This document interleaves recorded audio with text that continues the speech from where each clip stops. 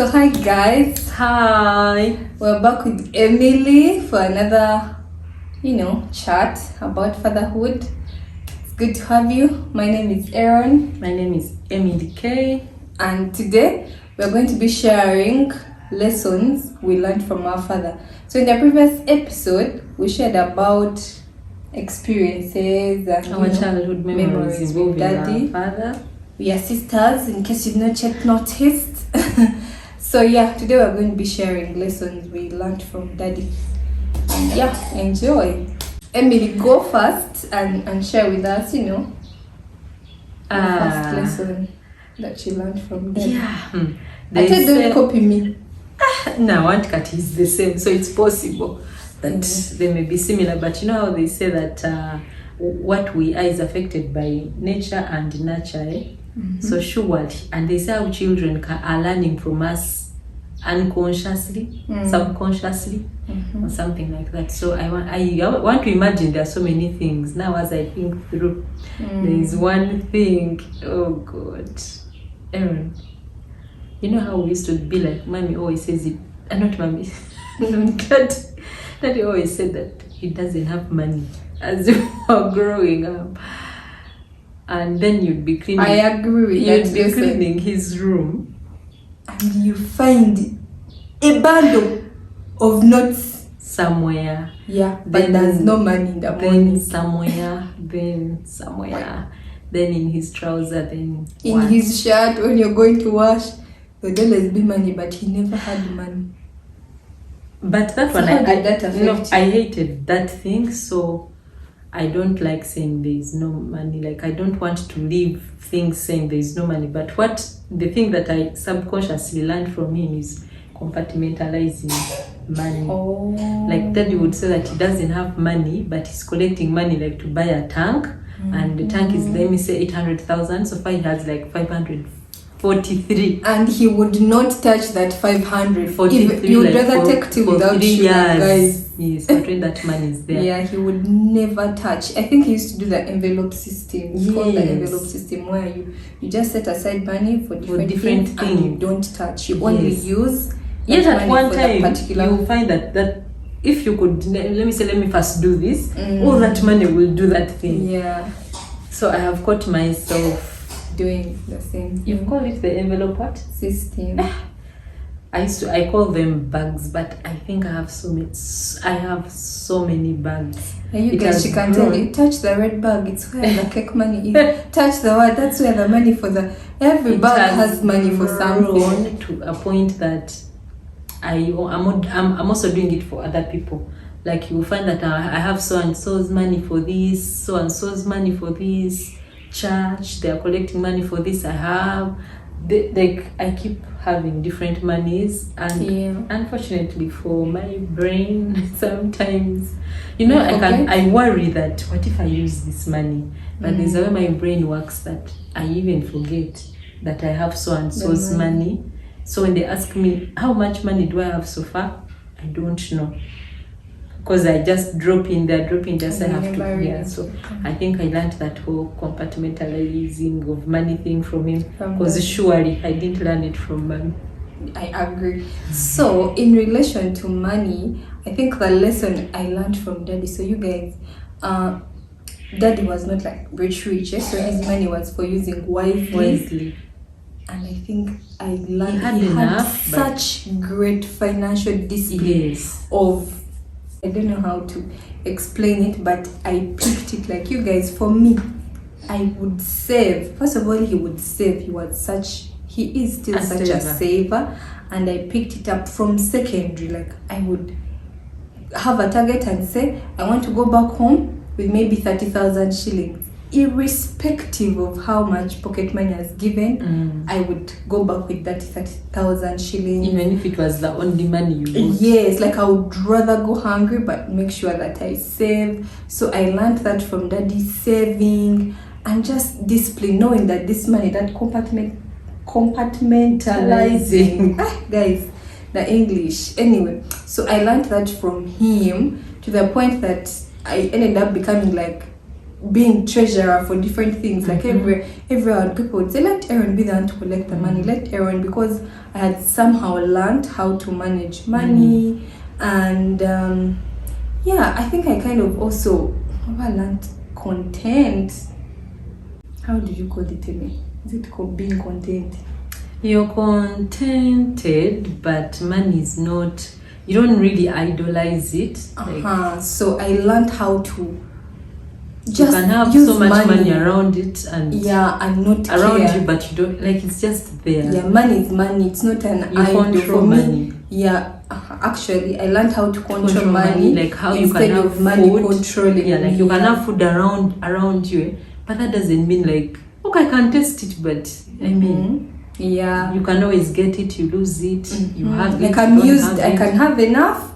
I can be in luck. You know how Paul says, like, I've learned to live in all situations because of how Daddy brought us up. You'll be there one day, you have, the other you don't have, the other it's you are there, but you survive and you're able to remain happy. So that's one of the financial lessons I learned from him.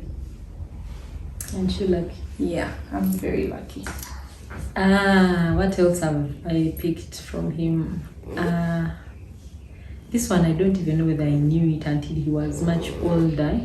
When he retired is when I realized, like, I had him say this, how for him integrity was like that one big thing that has taken him through the work life, and he thought that that's what we should like pick on in our lives, like that thing of doing what's right even when no one is watching. Now when it comes to the money, for example, you may be in spaces where there is money or opportunities to make money which is not yours, to steal, actually, let me say it boldly. Corruption, giving people money. For example, Daddy has failed to register his school because they asked him for money. Over to the LC3 stage, over what? Take at the lowest stage down those, and they asked him 50K over what? But he's like, no, this is a free service. A free thing, money. So for me, I see spaces like how a traffic guy is stopping people, or how people are benching someone to do something when it's their right, and I'm wondering, I don't think I can do that.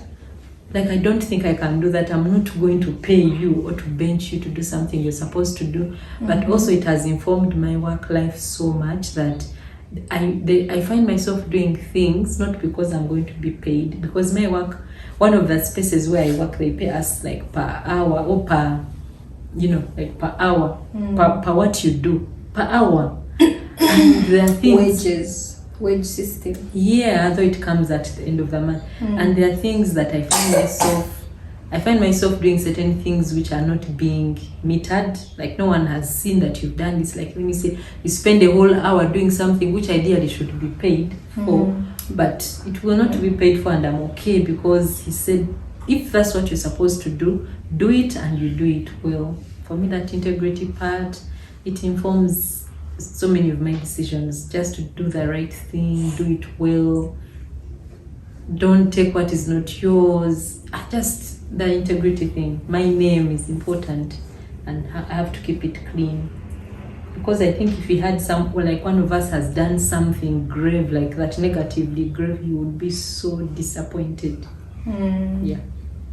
Yeah, so my lesson number 2 that I learned from Daddy, Doctor, for me would be hard work. You guys, like we told you in the previous video, Daddy was such a hard worker. Somehow he managed to take care of our big family, but also he never despised work, because of course his salary, like his job, could not give him all the money he needed to take care of us.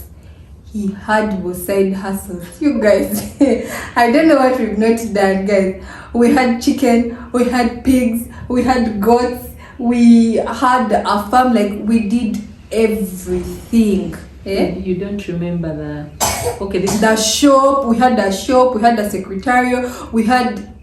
But also I think it's in conjunction with mommy, like they would work together. That's true. At one point there was a Chaco something. Yeah, we had a Chaco. Did you mention the restaurant? There's a restaurant, like we did everything. So he taught. Now there's a school, and then a school, and then a school, like primary, what is this called, institute, Vocational, yeah. and then there is agriculture. So that whole thing, hard work, guys. For us, we used to dig. You know how you leave secondary, you're feeling all cool, what, and your plans are to go. Many people are going to Garden City. For me, I wouldn't know. Saturday you go to they're school. waiting for Yeah, they tell you, hey, it's the rainy season or planting season. Like when you come back from school, we are going to plant in the gardens. We would dig. We sold charcoal. We sold in the shop, and I think all these things. How were about easy the to side do. gigs would take us for, like, you go and be a checker, We even used to staff, work and do like. and you'll be paid your pocket money, and you would be like, you are working. Yeah. Don't expect pocket money from me. Yeah, so, so really, and he didn't despise. Meanwhile, all these things while we were doing them, he also would do. Like the time would have chicken, the days would be there. He would also go to the chicken house, get eggs, put feeds, water, clean the dog's house, the pig's tie. Like everything then he on did. Saturday would go to the garden. Yeah, we'd go to the garden and he would Together. in the garden. We'd walk around, supervise us, and be Now humble. later We'd be the ones doing the major digging, but yeah, he taught us how to work hard and not despise any work. yeah. Like for me, I can do anything. I just Sure, choose not sometimes to. I wonder, like sometimes I think to myself, am I doing too much? Like you feel like you're doing this, you're doing this, you're Emily, doing you this, actually picked up that so much. You can have so many things you're doing, and sometimes I feel like, oh, you first focus on one and shit. You can have 10 things you're doing, and I'm thinking, how? I know I also think that much, but at the end of the day, again, I keep quoting that scripture that says, sow in the morning, sow during the day, like sow in the evening. You don't know which seed is going to bear you fruit, like which one is going to profit. Yeah. And then I think there's someone I was watching, I don't remember who, that said that some of us have things that are going so well for us. They've made us a lot of money. We are rich. And we all over this place. People are like, hey, that guy does this. And people are looking up to you. But what people never know is that before that thing, there are like 500 things you tried. And most of them actually failed. Others may be going, but when people don't even know they are there. So me, I keep going. I keep going. Some things I do, then I stop along the way, which brings me to this. Maybe, I don't know, I was going to mention that in another way. The dreaming. There's a word that used to okay, like he always knew where he was, and he knew he needed to get to another level, and then he worked so hard. For example, Aaron, he bought like so many chunks of land, and then he will tell you, because now he's not working, he will tell you that this chunk of land is supposed to have a hotel, this chunk of land is supposed to have a primary school, that one at least is already there, this land is supposed to have this one is supposed to have this is supposed to have this. Yeah. So for me, I don't know, like I know I'm here, but I keep telling people, you guys, I'm going to have a resort, you guys, I'm going to have this, I'm going to do this, I'm going to do this. And yeah, I think I picked that from him.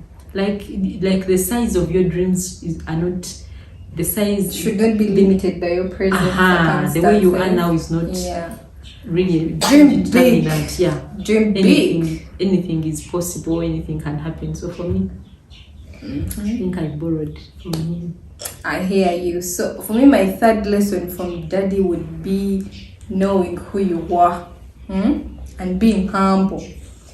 So you guys, because my dad prioritized education so much, we kind of went to schools which had students so on a higher level than us. So when we'd be going back to school, he would tell you, remember who you are. Like, that pep talk. For you are not rich. You've gone to study, focus. And the pep talk worked. He would go. My daughter has cough, so if you hear any coughing in the background, just know, but healing is her portion in Jesus' name. So anyway, Daddy taught us to remember who you are, to just be content. Not those things of pretending to be something that you're not. Me, I'd be there when people would be giving their stories of how cool and rich they are. But you just keep quiet and smile. Programs, and you're like, what? Yes, ngamia. I mean, I didn't even know what some things would be, but you just smile, fit in, and what. But remember who you were. While people were refusing to study and what for me, I knew. Mananga, I'm here to pass. And so I would play, but when it would be exam time, I would excel because I knew that was the most important thing that took me to school. And even at university, would tell you, remember who you were. Don't get distracted by all these things that can distract you when you're at campus, if you know what I mean. So yeah, Daddy taught us to know ourselves, have our identity, be comfortable in it. But Aaron, and be beyond that, you see how we made sure we knew our history. Oh, who he made sure we knew who we were. Like he would be like, you know, this is so and so. This yes, is so. Your great grandfather is so and so. Your grandfather. Your grandfather is so and so. You were born in this place. Introducing you to relatives, and then we tell you this one and this one. Like he never let us forget our heritage, which is something so many families are struggling with. You also remember that for me, at some time when we were younger, every Friday would be most Fridays would be going to the village. When we were still in Hoima. Yeah, that was like 2 miles away, but that thing was spending time with grandparents. One final lesson from Daddy. Big heart he had of taking care of people. He's paying school fees for so and so. People are eating. Do you know that he would come back sometimes like from the village, or it's the end of the month and he has got his pay, and then he's like, take for the neighbors. Take for Jaja Gonde to this kilo of sugar. Take for, like, he would go and buy stuff and give people around the village, like those he thought were needy. There's always a relative at home he's taking care of. Oh yeah, our relative was like a one-stop. Our relative, our home. Our home was a one-stop center for all relatives. Yes. And I think being on Hoima Road didn't help. Yeah, so when I was from Hoima coming to Kampala, I would be like, I will sleep at my uncle's place or at my brother's place. So anyway, for me that one, and I also subconsciously learned to be mindful of, like, I mind everyone is so and so fine. I don't know. God give me the grace also. I am able to pay school fees over what, but at least I share as much as I can. Yeah. So thank you, Daddy. We love you, Daddy. So guys, what lessons did you learn or are you learning from your daddies? We will be excited to read them in the comment section. Remember to subscribe so that the channel grows. Thank you for watching, and Emily, bye. I enjoyed having you here. Thank you. Me too. You should come more often. But let me think about it. Come with food when you're coming. Don't come empty-handed. That lesson you learned from Daddy, put it in practice. Why don't I come here and we make the food? I could come and we make the food here. That one is not very nice. But anyway, guys, thank you for watching. Bye-bye.